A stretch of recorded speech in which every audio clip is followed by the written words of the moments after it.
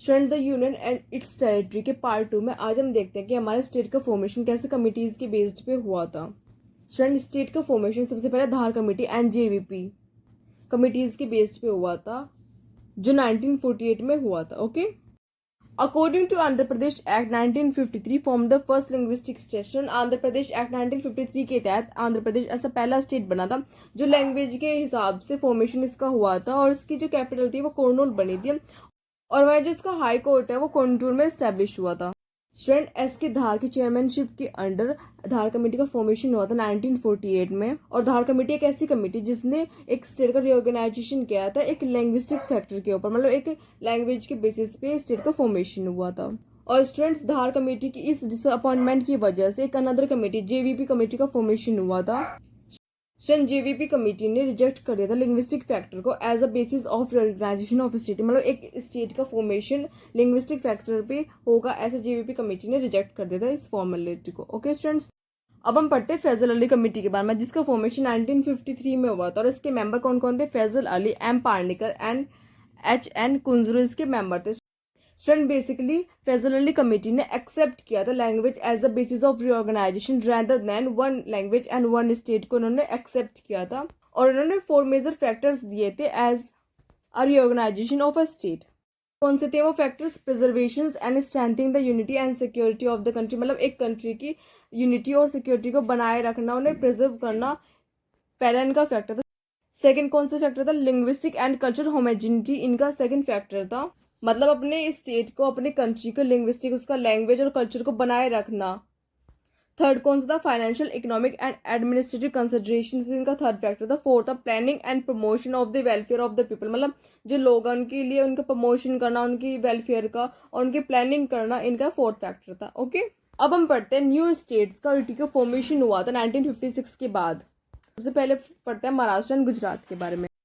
Students 1960 में बॉम्बे को 2 separate part में डिवाइड किया गया था, मतलब 2 सेपरेट स्टेट्स में डिवाइड किया गया था। एक तो महाराष्ट्र था जिसमें मराठा स्पीकिंग लोग रहते थे, सेकंड गुजरात जिसमें गुजराती स्पीकिंग लोग रहते थे। अब हम पढ़ते Dadar and Nagar Haveli. Student Dadar and Nagar Haveli का फॉर्मेशन 1954 में हुआ था और स्टूडेंट्स इस टेरिटरी के ऊपर पुर्तगीज लोग रूल करते थे। स्टूडेंट्स इन्हें इंडिया की यूटी के तौर पर कब कन्वर्ट किया गया था? स्टूडेंट्स इन्हें bye 10th constitutional amendment act 1961 के तौर पर इन्हें कन्वर्ट किया गया था as a UT of India. अब हम पढ़ते हैं गोवा, दमन एंड दीव के बारे में। स्टूडेंट्स ये 3 ऐसी यूटीज हैं जिसे इंडिया ने एक्वायर किया था पुर्तगीज से बाय पुलिस एक्शन इन 1961 में और स्टूडेंट्स इन्हें इंडिया ने कन्वर्ट किया था as a UT of India by 12th constitutional amendment act 1962 and Goa was confirm as a state in 1871, मतलब गोवा स्टेट के तौर पर 1987 में कन्फर्म्ड हुआ था। ओके, अब हम पढ़ते हैं फोर्थ अपने पुडुचेरी के बारे में। स्टूडेंट पुडुचेरी में फ्रेंच रूल करते थे और ये 4 पार्ट्स में डिवाइडेड है। कौन सा? पुडुचेरी, कारेकल, माहे एंड येनम, ये 4 पार्ट्स में डिवाइडेड है और इंडिया ने इसे एक्वायर्ड किया था as a territory and made a UT of India by 14th constitutional amendment act 1962, मतलब जो हमारा 14th कॉन्स्टिट्यूशनल अमेंडमेंट एक्ट 1962 उसके तहत इंडिया ने इसे अपने यूटी के बारे में कन्वर्ट किया था।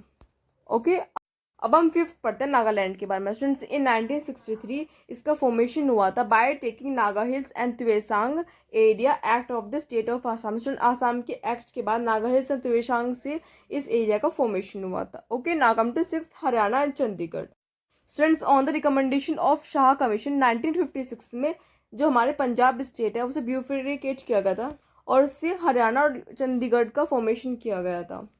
ओके स्टूडेंट्स, अब हम पढ़ते हैं 7 हिमाचल प्रदेश के बारे में। स्टूडेंट 1971 में हिमाचल प्रदेश को पहले यूटी बनाया गया था लेकिन उसके बाद इसे स्टेट बना दिया गया था, स्टेट इसे डिक्लेयर कर दिया गया था। Okay, now come to 8 Manipur, Tripura and Meghalaya. Students 1972 में मणिपुर, त्रिपुरा, मिजोरम एंड अरुणाचल प्रदेश को यूटी डिक्लेयर किया गया था लेकिन कुछ टाइम बाद मेघालय को स्टेट डिक्लेयर कर दिया गया, लेकिन उसके कुछ टाइम बाद जो सभी यूटी डिक्लेयर किए गए थे मणिपुर, त्रिपुरा, मिजोरम एंड अरुणाचल प्रदेश उन सभी को स्टेट डिक्लेयर कर दिया गया। ओके, अब हम पढ़ते हैं 9th सिक्किम के बारे में। स्टूडेंट्स 1946 तक जो सिक्किम था वो प्रिंसली स्टेट था और उस पर चौग्याल्स का रूल रहता है, लेकिन 1947 के बाद लैप्स ऑफ ब्रिटिश पैरामाउंटेसी के बाद जो सिक्किम है वो प्रोटेक्टर ऑफ इंडिया डिक्लेयर किया गया था। जैसे कि यहाँ पे जो डिफेंस हो गया, एक्सटर्नल अफेयर्स हो गया, कम्युनिकेशन है, उसका सब चीज़ हैंडल उसकी रिस्पॉन्सिबिलिटी इंडियन गवर्नमेंट के पास होगी, लेकिन जो हेड होंगे वो सिक्किम से होंगे।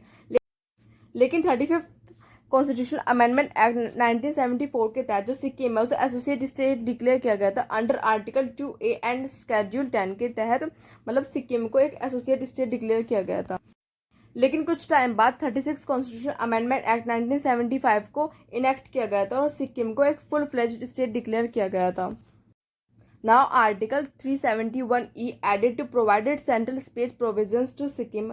लेकिन अब जो आर्टिकल 370E है वो सारी जो सेंट्रल स्पेशल प्रोविजंस है सिक्किम को वो प्रोवाइड करते हैं। ओके स्टूडेंट्स, और वह जो आर्टिकल 2A एंड 10 स्केड्यूल है सिक्किम में उसे रिप्लेस किया गया था। ओके, अब हम पढ़ते हैं 10 छत्तीसगढ़, झारखंड एंड उत्तराखंड के बारे में। स्टूडेंट इन 2000 में ये जो तीनों स्टेट्स थे ये MP एंड उत्तर प्रदेश की टेरिटरीज थी जिन्हें सेपरेट किया गया था और इनके अलग अलग स्टेट का फॉर्मेशन किया गया था। मतलब जो उत्तराखंड था वो उत्तर प्रदेश की एक टेरिटरी थी और वह जो छत्तीसगढ़ और झारखंड थे वो मध्य प्रदेश की टेरिटरी थी। तो इन्हें अलग अलग करके अलग अलग स्टेट का फॉर्मेशन किया गया था। ओके, अब आप पढ़ते हैं 11 तेलंगाना के बारे में। सन 2014 में न्यू 29 स्टेट का फॉर्मेशन हुआ था। 29 स्टेट एग्जिस्टेंस में आई थी और ये आंध्र प्रदेश से सेपरेट हुआ था तेलंगाना, इसका फॉर्मेशन हुआ था। ओके, अब अपने last 12th Jammu Kashmir and Ladakh के बारे में पढ़ते हैं। सन 2019 तक जो जम्मू कश्मीर और लद्दाख था उनका अपना एक कॉन्स्टिट्यूशन था और उनके पास अपना एक स्पेशल स्टेटस आर्टिकल 370 था। लेकिन 2019 के बाद उनका स्पेशल स्टेटस तो उसे अबॉलिश कर दिया गया था और यहाँ पे जो प्रेसिडेंट ऑर्डर था वो लागू किया गया था। ओके स्टूडेंट्स, और वह जो जम्मू कश्मीर एंड लद्दाख उन्हें अलग अलग सेपरेट यूटी में डिवाइड किया गया था। UT of Jammu Kashmir and UT of Ladakh, जैसे कारगिल और लेह डिस्ट्रिक्ट में आता है। ओके, तो ये थे हमारा part 2। If you like the video, give it a thumbs up and press subscribe button. Thank you so much. Bye bye.